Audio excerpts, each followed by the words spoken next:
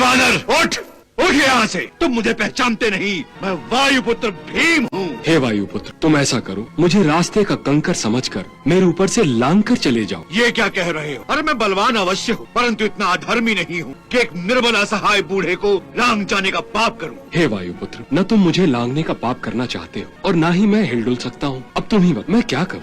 मेरी तुमसे एक विनती है, तुम कृपा करके मेरी पूंछ को हटाओ और अपना मार्ग बनाओ और फिर आगे बढ़ो। ने इन्हीं हाथों से बड़े बड़े वृक्षों को जड़ से उखाड़ कर फेंका है, फिर यह पूंछ किस खेत की मूली है? अभी हटाए देता हूँ। भीमसेन, यदि तुम दोनों हाथों से पूंछ उठाने का प्रयास करो तो अवश्य ही उठ जाएगी। दोनों हाथों से? हाँ। अरे भीमसेन, तुमने इतनी जल्दी हार मान ली, वो भी एक तुच्छ सी पूंछ से? तुम तो युवक होकर भी निर्बल की तरह थक गए। ये तुम्हें शोभा नहीं देता।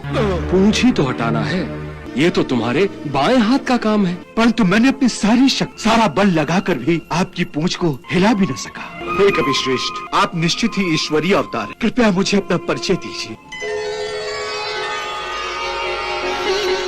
मैं प्रभु श्री राम का सेवक हनुमान हूँ। हे हनुमान जी, आप मेरे बड़े भाई हैं। मुझसे बहुत बड़ी भूल हो गई है। मैं अपने आप को त्रिलोक का सबसे बड़ा शक्तिशाली बलशाली मनुष्य समझता था। मुझे क्षमा कर दीजिए। आपने मेरी आंखें खोलकर मुझे सत्यता का ज्ञान कराया।